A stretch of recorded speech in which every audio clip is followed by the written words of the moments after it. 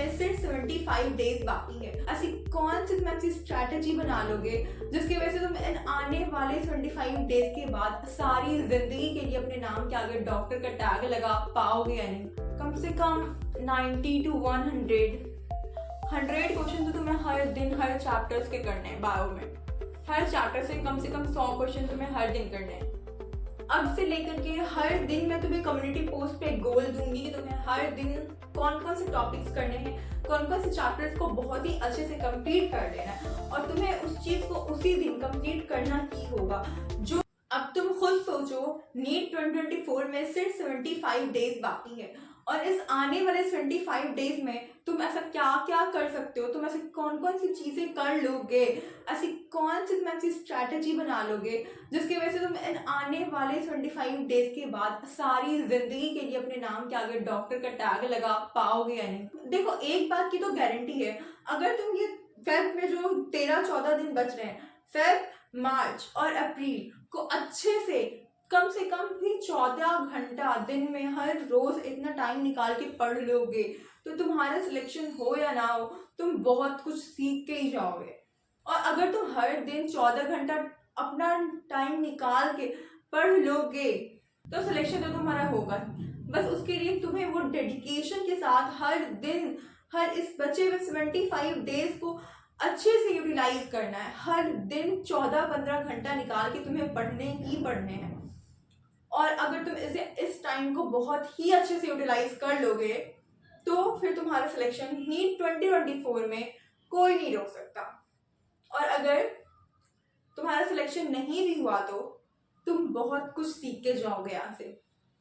देखो, आने वाले जो 75 डेज है ना, तुम्हें उसे बहुत ही अच्छे से एक शेड्यूल के साथ, एक प्लानिंग के साथ बनाना है। अब तुम्हें क्या क्या करना है इस टाइम पे, जो है मेरे साथ भी या सबके साथ, हर स्टूडेंट के साथ यही कंफ्यूजन होता है कि मैं अपना शेड्यूल किस तरह से बनाऊं, हर दिन कौन कौन से चैप्टर्स पढूं, कौन कौन से टॉपिक्स पढूं। ठीक है, तो मैं तुम्हें आने वाले 45 डेज का, मतलब तुम्हारा मार्च और जो बच रहा है फेब, उसका पूरा तुम्हें शेड्यूल देने वाली हूँ, सब कुछ बताने वाली हूँ। अब से लेकर के हर दिन मैं तुम्हें कम्युनिटी पोस्ट पे गोल दूंगी कि तुम्हें हर दिन कौन कौन से टॉपिक्स करने हैं, कौन कौन से चैप्टर्स को बहुत ही अच्छे से कंप्लीट कर लेना है और तुम्हें उस चीज़ को उसी दिन कंप्लीट करना ही होगा। जो कुछ भी मैं बताने वाली हूँ उस चैप्टर से वो हर चीज़ को कंप्लीट करना है और हर दिन मैं तुम्हें वो टारगेट दूंगी और तुम्हें कंप्लीट करना होगा। जो शेड्यूल मैं तुम्हें देने वाली हूँ, जिस तरह जो टारगेट सेट करने वाली हूँ, अगर तुम उसको फॉलो करोगे, और देखो फॉलो तुम्हें करना है, तुमको सिलेक्शन चाहिए, तुम्हें सिलेक्शन चाहिए, उसके लिए तुम्हें मेहनत करनी होगी, तुम्हें लगानी होगी। मैं ये नहीं बोल रही हूँ कि मैं जो बताने वाली हूँ वो करने के बाद तुम्हारा सिलेक्शन हो जाएगा, करना तुम्हें ही होगा। मैं सिर्फ बताऊंगी, मैं तुम्हें गाइड कर सकती हूँ, मैं तुम्हारी हेल्प कर सकती हूँ। मैं पूरी कोशिश करूंगी कि मुझसे जो कुछ भी हो सकता है, जितना भी हो सकता है, मैं तुम्हारी हेल्प करूँ। और मैं हर दिन अब तुम्हें टारगेट देने वाली हूँ और तुम्हें वो करना ही होगा हर दिन, अगर तुम्हें सिलेक्शन चाहिए तो। अगर इस रेस में तुम्हें बने रहना है, इस बचे में 75 डेज को अच्छे से यूटिलाइज करना है और नीट 2024 में फोड़ के आना है, तो तुम सब कमेंट सेक्शन में मुझे बताओगे कि तुमने अपने गोल्स को कंप्लीट किया या नहीं किया, अपने उस टारगेट को कंप्लीट किया या नहीं किया। ये वीडियो कोई भी स्ट्रैटेजी वाली वीडियो नहीं होने वाली, किसी भी तरह की मोटिवेशन वाली वीडियो नहीं होने वाली है। मैं तुम्हें ये नहीं बोल रही हूँ कि ये वीडियो देखने के बाद तुम्हारे 650 प्लस आ जाएंगे या तुम एम्स जल्दी पहुंच जाओगे अगर तुम अभी से पढ़ना स्टार्ट करोगे तो। बिल्कुल भी नहीं, ये बात तो अपने दिमाग से तुम बिल्कुल भी निकाल दो कि तुम अगर अभी से पढ़ना स्टार्ट करोगे तो तुम्हारा सिलेक्शन हो जाएगा नीट में। नहीं, तुम्हें पहले से पढ़ा हुआ होना चाहिए, सब कुछ तुम्हारा होना चाहिए। अभी तुम्हें सिर्फ रिवाइज करना है। अगर तुम पढ़े हो तो तुम कॉन्फिडेंट हो सकते हो कि हाँ मेरा सिलेक्शन हो सकता है। देखो, ये जो टाइम है, इस टाइम पे बहुत ही ज्यादा सेल्फ डाउट आता है, बहुत ही ज्यादा सेल्फ डाउट आता है, आपका कॉन्फिडेंस बहुत लो होने लगता है। इस टाइम पे सबसे ज्यादा डिस्ट्रैक्शन होती है, मार्क्स इंप्रूव नहीं होते हैं तो अलग डिस्ट्रैक्शन होता है, सेल्फ डाउट होता है, बहुत ज्यादा होता है। फिर इस सेल्फ डाउट के चक्कर में आपका टारगेट नहीं बन पाता है कि मुझे क्या पढ़ना है आज।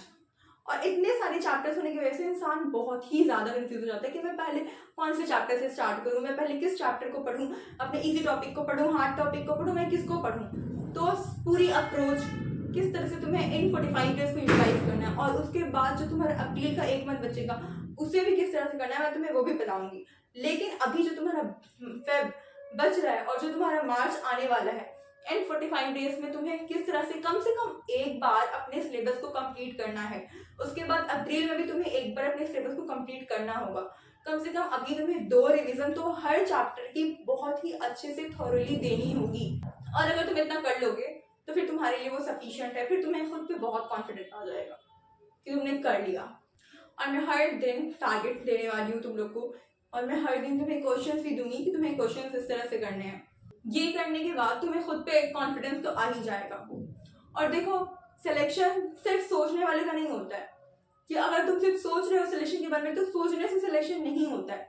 सिलेक्शन तुम्हारी हार्ड वर्क से होता है, सिलेक्शन तुम्हारी मेहनत से होता है। तुम कितना घिस रहे हो, कितना रगड़ रहे हो, कितना अपना पेन चला रहे हो, कितना अपना दिमाग चला रहे हो, उससे तुम्हारा सिलेक्शन होता है। कि मैं नीट निकाल दूंगा, मैं बहुत मेहनत करूंगा, मैं ये पढ़ूंगा, मैं वो पढ़ूंगा, ये बुक लगाऊंगा, वो बुक लगाऊंगा, ये क्वेश्चन सॉल्व करूंगा, वो क्वेश्चन सॉल्व करूंगा। सिर्फ सोचने से कुछ नहीं होता, हार्ड वर्क करना पड़ता है। और अभी बहुत कम टाइम है तुम्हारे पास। अब देखो, मैं तुम्हें जो बताने वाली हूँ, हर चैप्टर्स के जिस चैप्टर्स के मैं जिस दिन भी टारगेट दूंगी, उस चैप्टर के तुम्हें इन सभी चीज़ों को कंप्लीट करना है। जैसे पहले बात कर लेती हूँ केमिस्ट्री की। तो केमिस्ट्री में तुम्हें सबसे पहले जिस भी चैप्टर्स को मैं दूँ जिस दिन भी, उस चैप्टर्स के सबसे पहले तुम्हें क्लास नोट्स करने हैं। उसके अलावा क्लास में जो क्वेश्चन होता है उसे अच्छे से कर लेना है। उसके बाद एनसीईआरटी तो बहुत इंपॉर्टेंट है। तो एनसीईआरटी में से तुम्हें क्या करना है, एनसीईआरटी पढ़नी है, और एनसीईआरटी में से तुम्हें शॉर्ट नोट्स बनाने हैं खुद से।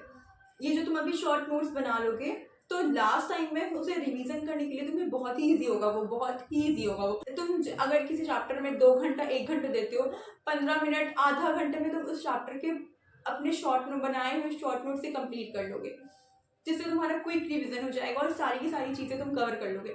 स्पेशली मैं ऑर्गेनिक केमिस्ट्री की बात कर रही हूँ। तो एनसीईआरटी को में से तुम्हें क्या करना है, शॉर्ट नोट्स बना लेना है जल्दी से, और उसे लास्ट मिनट में बहुत ही अच्छे से रिवाइज कर लेना। उसके बाद तुम्हें उस चैप्टर से के पीवाईक्यू करने हैं, और पीवाईक्यू बहुत इंपॉर्टेंट है। पीवाईक्यू तुम्हें उस चैप्टर का हर दिन करना है। जिस चैप्टर का भी मैं बताऊंगी उस चैप्टर का पीवाईक्यू तुम्हें करना है। और जो भी टेस्ट सीरीज तुम फॉलो कर रहे हो, टेस्ट सीरीज से भी इंपॉर्टेंट क्वेश्चन उठा करके उसे भी करना है। जैसे किसी में तुमने मिस्टेक करा, जो भी करा, ठीक है, तो उसके भी शॉर्ट नोट्स होने चाहिए तुम्हारे पास। तुम्हें क्या करना है, उस चैप्टर के तुम्हें क्लास नोट्स करने हैं, क्लास के क्वेश्चंस करने हैं। उसके बाद एनसीईआरटी पढ़नी है, एनसीईआरटी के शॉर्ट नोट्स बनाने हैं। जो तुमने टेस्ट दिया है, टेस्ट के क्वेश्चन, इंपॉर्टेंट क्वेश्चंस, और उसके बाद तुम्हारा पीवाईक्यू, ये सारी चीज़ें तुम्हारी कंप्लीट हो जानी चाहिए। तो सबसे पहले बात कर लेते हैं ऑर्गेनिक केमिस्ट्री की। तो ऑर्गेनिक केमिस्ट्री में मैक्सिमम तुम्हें 10 से 11 दिन देने। अब जैसे तुम्हारा सबसे पहले चैप्टर है सब बेसिक कॉन्सेप्ट, जीओसी, और साथ में हाइड्रोकार्बन। तो इन दोनों चैप्टर्स को तुम कोशिश करो कि तुम एक दिन में कंप्लीट कर लो। तुम्हें साथ में हर दिन फिजिक्स और बायो भी करनी है। फिजिक्स, बायो और केमिस्ट्री तीनों को लेकर के चलना है। और तुम्हें हर संडे या वीक में 2 दिन एटलीस्ट तुम्हें टेस्ट देने हैं अभी इस टाइम पे। तो तुम्हें क्या करना है, सबसे पहले अगर मैं ऑर्गेनिक बता रही हूँ तुम्हें, तो ऑर्गेनिक में सब बेसिक कॉन्सेप्ट और जो कि जीओसी और हाइड्रोकार्बन, इन दोनों में एक दिन देना है, एक दिन से ज़्यादा नहीं देना। इसके क्वेश्चंस, इसके चैप्टर, क्लास नोट्स, एनसीईआरटी सब करने, शॉर्ट नोट्स भी बनाना है। इसके बाद हैलोअल्कीन और हैलोअरीन में तुम एक दिन दे सकते हो। उसके बाद अल्कोहल, फेनॉल और ईथर में तुम 2 दिन दे सकते हो। उसके बाद एल्डिहाइड, कीटोन और कार्बोक्सिलिक एसिड में भी तुम 2 दिन दे सकते हो। फिर अमाइंस में तुम एक दिन दो, बायो कमोलिक्यूल में भी तुम एक दिन दो। उसके अलावा तुम्हें प्रैक्टिकल केमिस्ट्री भी देखनी होगी, तो उसमें तुम 2 दिन दे देना, वो सब मिला करके। टोटल कम से कम 9 से 10 दिन में इसे कोशिश करना कि तुम कंप्लीट कर लो, ठीक है। अब बात कर लेते हैं इनऑर्गेनिक केमिस्ट्री का। तो इनऑर्गेनिक केमिस्ट्री में टोटल 5 चैप्टर्स हैं। तो जैसे सबसे पहले है तुम्हारा केमिकल बॉन्डिंग। तो केमिकल बॉन्डिंग में तुम 2 से 3 दिन दे सकते हो। उसके बाद पीरियोडिक टेबल तो एक दिन का है, एक दिन उसे देकर के ख़त्म कर लेना है। उसके बाद पी ब्लॉक थोड़ा बड़ा चैप्टर है, तो उसमें तुम 4 दिन दे सकते हो, क्योंकि वो बड़ा चैप्टर है, 4 से 5 दिन मैक्सिमम। उसके बाद डी एंड एफ ब्लॉक भी, उससे क्वेश्चन आते हैं, तो 1 से 2 दिन मैक्स टू मैक्स इतना दे सकते हो उसमें। उसके बाद कोऑर्डिनेशन कंपाउंड बहुत इंपॉर्टेंट चैप्टर है, तो उसमें तुम एटलीस्ट 2 दिन देना, अच्छे से उसको करना, सारे लॉज वगैरह, उसका आइसोमेरिज्म, उसका नेमिंग, सब कुछ अच्छे से कर लेना उसका, और 2 दिन देना। इसको भी 12 से 13 दिन में कोशिश करना कि कंप्लीट कर लो। क्या करना है इसमें, तुम्हें नोट्स रिवाइज करने, एनसीईआरटी की रीडिंग करनी है, पीवाईक्यू सॉल्व करना है, बस इतना ही करना है। इसको अच्छे से करना है हर चैप्टर्स को। इसके बाद बात कर लेते हैं फिजिकल केमिस्ट्री की। तो फिजिकल केमिस्ट्री में तुम जितने भी इंपॉर्टेंट चैप्टर्स हैं सबसे पहले उनको उठाओ, उनको कर लो। जैसे मोल कॉन्सेप्ट है अगर, तो मोल कॉन्सेप्ट में तुम 2 दिन दे सकते हो। इंपॉर्टेंट चैप्टर्स है, कभी कभी टफ क्वेश्चंस भी आ जाते हैं और कभी कभी बहुत ही सिंपल बहुत ही इजी क्वेश्चन भी आ जाता है इससे, तो 2 दिन इसमें दो एटलीस्ट। इसके बाद थर्मोडायनेमिक्स में 1 दिन देना, रेडॉक्स में 1 दिन देना, 1 दिन से ज़्यादा का चैप्टर नहीं है वो। उसके बाद तुम सॉल्यूशंस में 2 दिन दे सकते हो, सॉल्यूशन एक अच्छा इंपॉर्टेंट चैप्टर है, सॉल्यूशन में 2 दिन देना एटलीस्ट। उसके बाद इलेक्ट्रोकेमिस्ट्री में तुम 1 दिन देना और केमिकल काइनेटिक्स में 2 दिन देना। इसके बाद केमिकल इक्विलिब्रियम में 1 दिन और आयनिक इक्विलिब्रियम में 2 दिन देना, 1 से 2 दिन। अगर 1 दिन में तुम्हारा हो जाता है ना, that is well and good, क्योंकि क्वेश्चन इसमें ज़्यादा प्रैक्टिस करने होते हैं और सारे क्वेश्चन PYQ ओरिएंटेड ही करना, फिजूल के क्वेश्चन मत करना प्लीज। तो इसको भी 10 से 12 दिन के अंदर में कोशिश करो कि इसको भी तुम 10 से 12 दिन के अंदर में कंप्लीट कर लो। टोटल तुम्हारे कितने दिन लगेंगे? कम से कम 30 से 35 दिन। 30 से 35 दिन में तुम्हारी केमिस्ट्री पूरी की पूरी कंप्लीट हो जाएगी। तो टारगेट बिल्कुल सेट रखना कि तुम्हें किस दिन क्या क्या करना है। मैं तुम्हें देती रहूंगी, मैं तुम्हें हर दिन इंस्ट्रक्शंस दूंगी, मैं तुम्हें हर दिन पुश करने के लिए तैयार हूँ।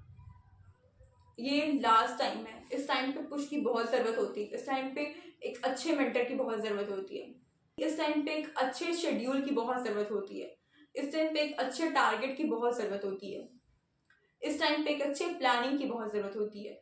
तो प्लानिंग की टेंशन तुम्हें नहीं करनी है, मैं तुम्हें वो सब बताऊंगी कि तुम्हें क्या क्या पढ़ना है, किस किस तरह से पढ़ना है, किस किस दिन क्या करना है। तुम्हें बस फॉलो करना है, मेहनत करना है, हार्डवर्क करना है, दैट्स इट। 14 घंटा 15 घंटा पढ़ने के लिए तैयार हो जाओ, इस टाइम पे सबसे ज़्यादा मेहनत करने के लिए तैयार हो जाओ। फिर इसके बाद जो तुम्हारी मेहनत फ्रूटफुल होने वाली है, तो उसका अंदाज़ा तुम्हें खुद ही होगा कि जब तुम्हारा रिजल्ट आएगा तुम्हारे पेरेंट्स कितने खुश होंगे, तुम्हारा सपना पूरा होगा तो तुम कितने खुश होगे। तो hard work always page of, बस तुम हार्ड वर्क करने के लिए तैयार रहो। गाइड मैं तुम्हें करूँगी, मैं तुम्हें हर दिन पुश करूँगी। So don't worry about motivation and all these, motivation comes from your inner self. अब बात कर लेते हैं फिजिक्स की। तो फिजिक्स में देखो, सबसे पहले तुम्हारा चैप्टर है यूनिट एंड मेजरमेंट। उसमें तुम 1 दिन में, वो बहुत ही छोटा चैप्टर है, उसको 1 दिन में खत्म करना है। उसके बाद आता है तुम्हारे काइनेमेटिक्स। काइनेमेटिक्स में तुम 1 से 2 दिन दो। उसके बाद laws of motion, laws of motion भी तुम 1 से 2 दिन दे सकते हो। वर्क एनर्जी एंड पावर में तुम 1 दिन दो। उसके बाद है तुम्हारा रोटेशन चैप्टर। रोटेशन चैप्टर बहुत ही इंपॉर्टेंट चैप्टर है, तो उसको कम से कम तुम्हें 3 दिन मैक्सिमम, 3 दिन से ज़्यादा नहीं, 3 दिन देना है। उसके बाद तुम्हारा ग्रेविटेशन क्योंकि रिलेटिवली वो बहुत ही ईजी होता है थोड़ा बहुत ग्रेविटेशन, क्योंकि तुम उसको कंपेयर कर सकते हो बहुत हद तक इलेक्ट्रोस्टैट से, तो तुम्हें उसमें भी मैक्सिमम 1 से 2 दिन देने हैं। उसके बाद आता है properties of solids and liquids. इस चैप्टर को बहुत ही अच्छे से करना, इस चैप्टर में कम से कम तुम 2 दिन देना। उसके बाद थर्मोडायनेमिक्स, ये भी बहुत ही इंपॉर्टेंट चैप्टर और बहुत ही स्कोरिंग चैप्टर है, इसमें भी तुम 2 दिन दो। अच्छे से इन तीनों चैप्टर्स को करो और टाइम दे के करो, बट हाँ इस चैप्टर को बहुत अच्छे से करना है। उसके बाद आता है KTG, kinetic theory of gases. इसको तुम 1 दिन में कंप्लीट कर लो। और फिर उसके बाद तुम्हारा है SHM को भी तुम कोशिश करो 1 दिन में कर लो। और फिर उसके बाद है तुम्हारा थर्मल प्रॉपर्टीज ऑफ मैटर। तो थर्मल प्रॉपर्टीज ऑफ मैटर को भी 1 दिन में तुम आराम से कंप्लीट कर सकते हो। ऐसे तुम अपने चैप्टर्स को डिवाइड कर लोगे, हर दिन शेड्यूल के हिसाब से करोगे, तो तुम्हारा बर्डन ज़्यादा नहीं होगा और तुम इजीली सारे के सारे चैप्टर्स को कवर कर लोगे उसके क्वेश्चंस, इंपॉर्टेंट क्वेश्चन सॉल्व करने के साथ साथ।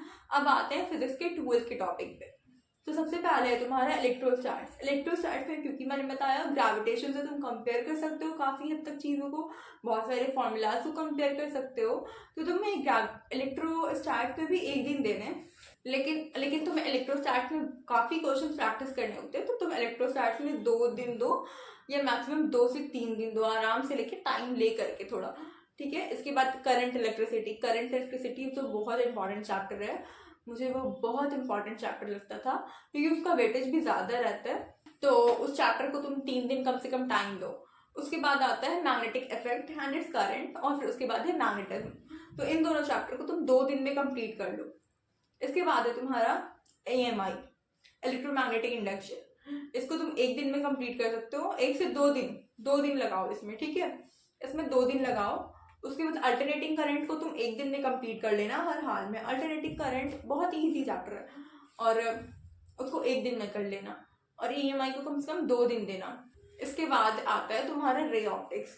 तो रे ऑप्टिक्स को तुम्हें अच्छे से करना है। रे ऑप्टिक्स बहुत इंपॉर्टेंट चैप्टर है। रे ऑप्टिक्स बहुत ही स्कोरिंग चैप्टर है तुम्हारे बोर्ड्स के पॉइंट ऑफ व्यू से भी और नीट के लिए भी।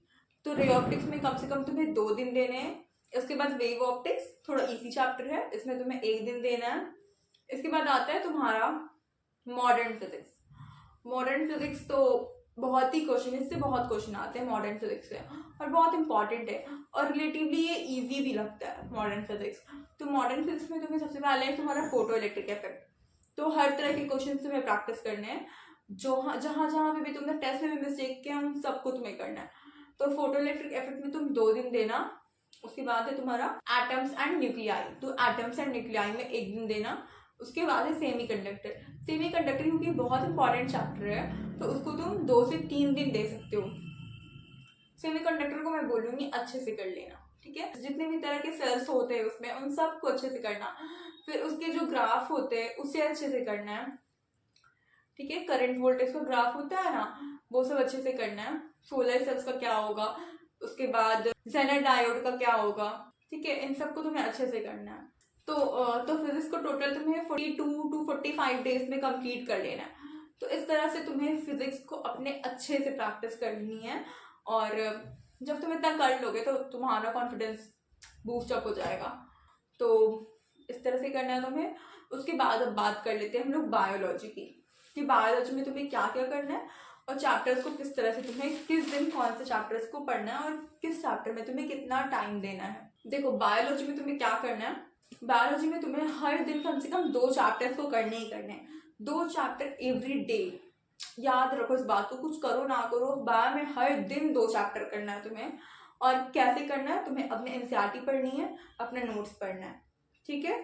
उसके बाद जितने भी हाईलाइटेड पॉइंट्स तुमने किए हुए उसे हर चैप्टर के पढ़ने। मैं जिस दिन तुम्हें जिस चैप्टर का टारगेट दूंगी उस चैप्टर की तुम्हें एनसीईआरटी, तुम्हारा नोट्स, जो जहां जहां भी तुमने जो कुछ भी हाईलाइट मारा हुआ है उन सबको पढ़ना है। हर एक डायग्राम को अच्छे से देखना है, उस डायग्राम के नीचे क्या लिखा हुआ है, हर एक चीज को बार बार देखना है, जिससे वो चीज क्या होगा तुम्हारे माइंड में बिल्कुल सेट हो जाएगा। और एग्जाम के टाइम पे तुम्हें डायरेक्ट वो डायग्राम याद आएगा, वहां पे क्या लेबल किया हुआ था वो याद आएगा, वो किस चीज का डायग्राम है वो तुम्हें अच्छे से देख लेना है कि डायग्राम के नीचे लिखा हुआ क्या है। बहुत बार डायग्राम के नीचे भी बहुत सारी चीजें लिखी होती है जो हम पूरे चैप्टर्स में नहीं पढ़ते, लेकिन वो हम लोग को डायग्राम के थ्रू मिल जाता है।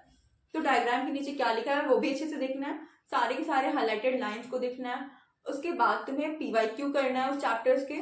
उसके अलावा बहुत सारे चैप्टर्स में टेबल्स दिए हुए होते हैं, तो तुम्हें उस टेबल में क्या है, उसका कंटेंट क्या है, वो सब कुछ भी बहुत अच्छे से हर चैप्टर्स के देखने हैं।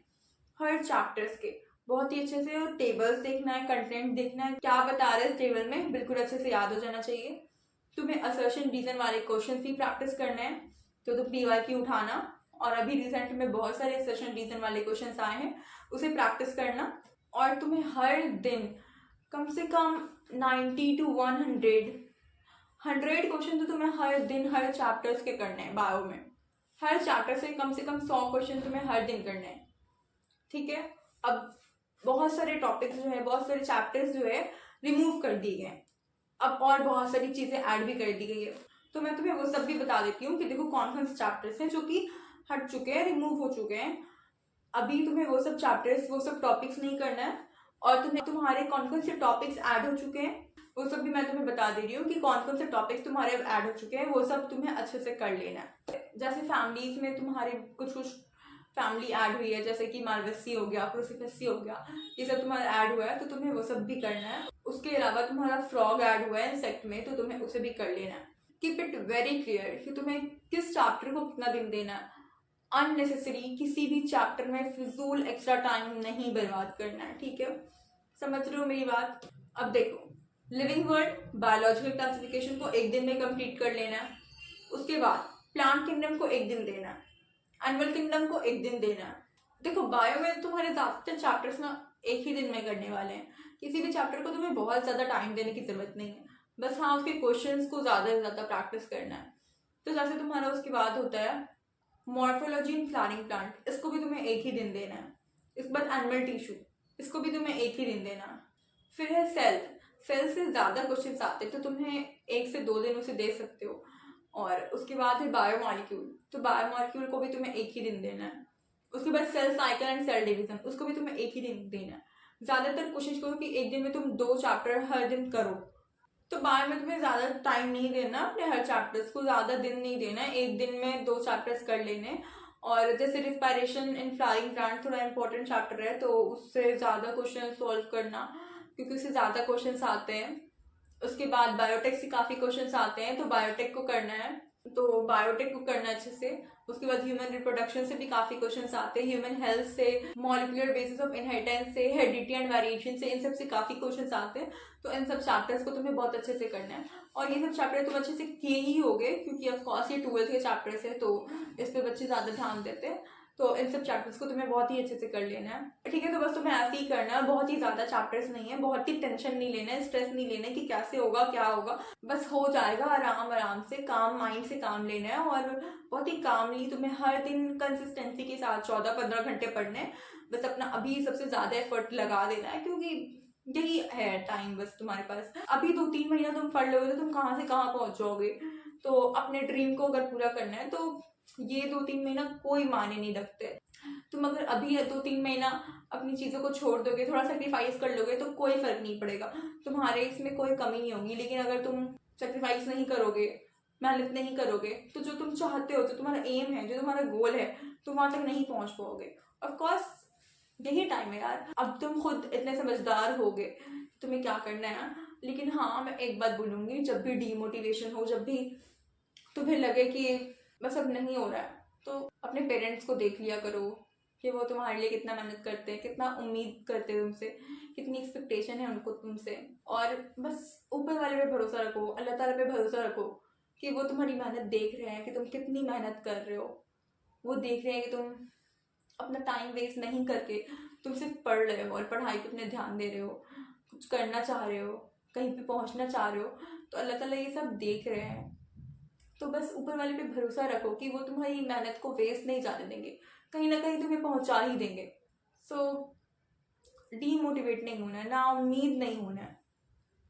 उम्मीद एक बहुत बड़ी चीज़ है, और अगर उम्मीद तुम्हें खुद पर है, और अगर तुम्हें अपने गॉड पे यकीन है, उम्मीद है कि वो देख रहा है, वो कर देगा। मेरी हर चीज़ अब अल्लाह ताला के हवाले है, हर चीज़ मैंने अल्लाह ताला के हवाले कर दी है। जो होना होगा वो होगा, अब चाहे वो अच्छा होगा वो बुरा होगा, उस हर चीज़ में अल्लाह ताला की मर्जी है। और अगर अल्लाह ताला की मर्जी जिस चीज़ में भी हो, तो वो चीज़ सबसे बेहतरीन होती है।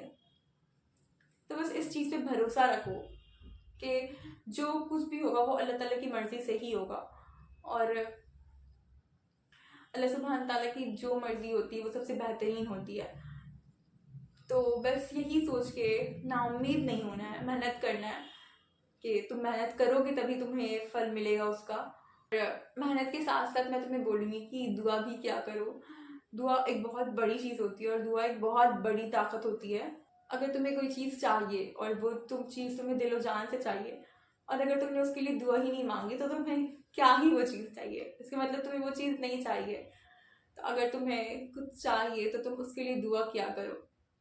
दुआ एक बहुत बड़ी चीज़ होती है, बहुत बड़ी ताकत होती है। तो मांगा करो, अपने रब से मांगा करो, और हिम्मत नहीं हारना है। इस टाइम पे सेल्फ डाउट आते हैं, एंड अपने शेड्यूल के साथ चलो, डिस्ट्रैक्शन से बचो, एंड मेहनत करते रहो। मैं यही बोलूँगी, अगर कहीं पहुँचना है तो, जो सपना तुमने देखा है अगर उसे पूरा करना है तो, ठीक है। तो आई होप कि मैं हर दिन तुम्हारी हेल्प करूं, और हर दिन मैं तुम्हें पुश करूं, मोटिवेट करूं कि तुम आगे बढ़ सको, और हर दिन मैं तुम्हें गोल दूंगी। तो इस सीरीज़ में मेरे साथ जुड़े रहना। तो मैं अपनी पूरी कोशिश करूंगी कि मैं इस चीज़ में तुम्हारा साथ दूं। अगर मेरा थोड़ा टाइम निकाल करके तुम लोग के लिए अपना एफर्ट लगाना वर्थ इट होगा, अगर उसकी वजह से थोड़ी गाइडेंस तुम्हें मिल सकेगी और थोड़ी मोटिवेशन तुम्हारे अंदर आ सकेगी, और तुम किसी सही ट्रैक पे जा सकोगे, तुम अपने कांस्टेंट माइंड के साथ आगे बढ़ सकोगे, और मेडिकल कॉलेज में पहुंच सकोगे, तो आई थिंक कि ये बहुत ही ज़्यादा बेनिफिशियल होगा और वर्थ इट होगा। So I will try my best to be with you guys, and I hope you will work hard. Thanks for watching.